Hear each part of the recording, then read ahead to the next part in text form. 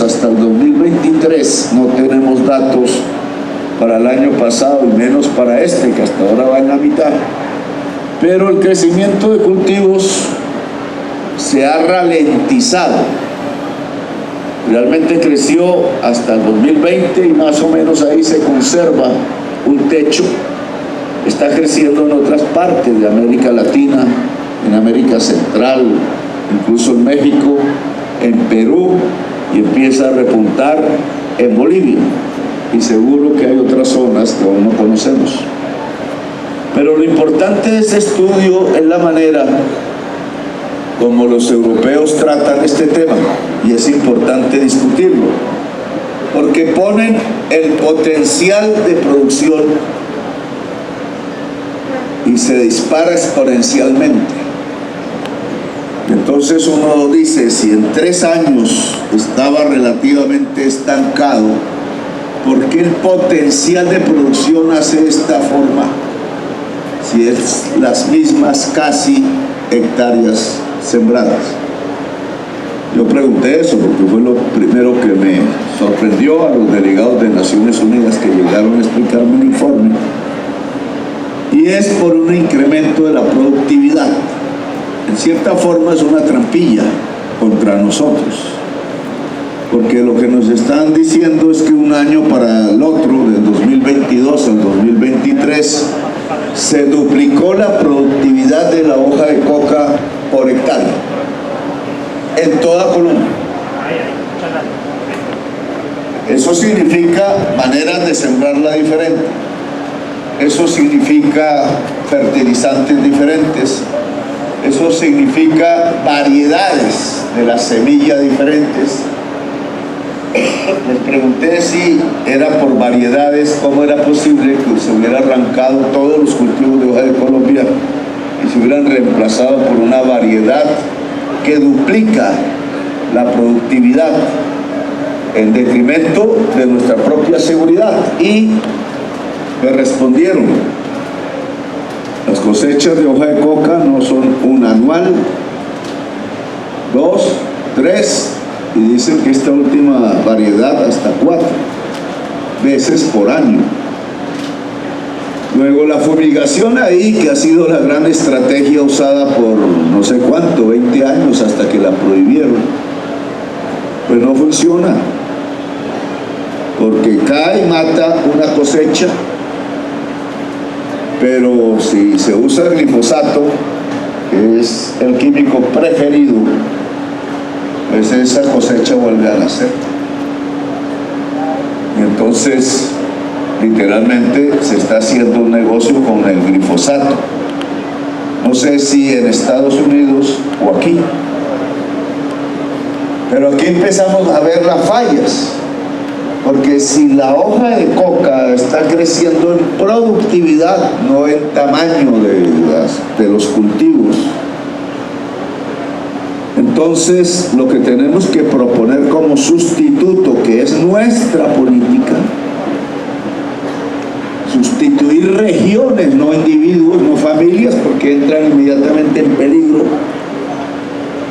pues tiene que ser por una producción que incremente también su productividad, o si no se queda más irrentable que la hoja de coca, y entonces tampoco estamos haciendo nada. Alguien diría, ¿y para qué la sustituyen? ¿Por qué no la utilizan en cosas útiles que sabemos que se puede hacer, incluso en alimentación, porque tienen nutrientes, según los indígenas incas, que fueron los que descubrieron en la selva amazónica esta mata? Y es cierto, y debería ser así, solo que dar permiso para eso no es el gobierno de Colombia, sino es una institución que se llama el Comité sobre Drogas de las Naciones Unidas.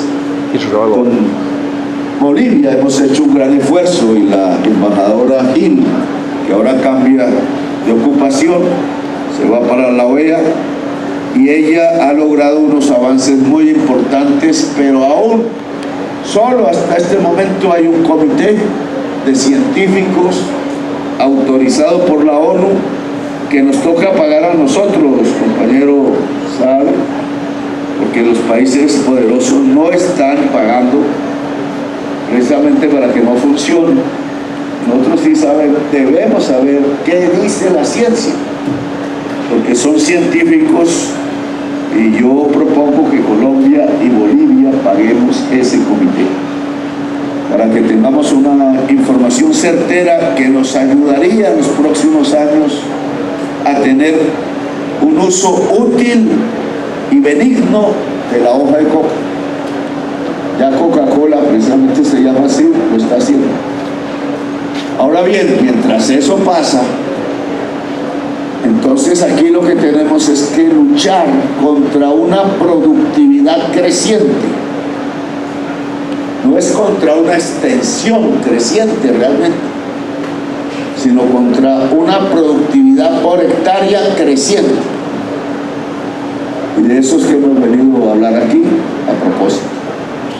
Todas estas maquinitas, unas más baratas que otras, todas parece que de buena calidad, porque ese ha sido un requisito, que no vaya a coger un campesino un tarro de esos y se queda con la tapa, sino que sirva durante su vida útil. Toda máquina se daña al final, pero que durante su vida útil sirva a la producción.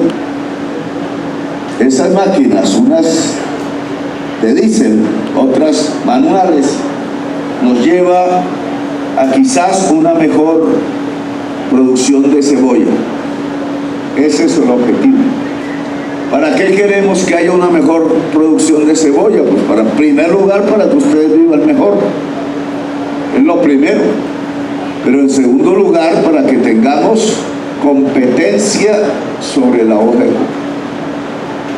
De tal manera, no es culpa de la hoja de coca, no es más que una mata más de las que vemos aquí.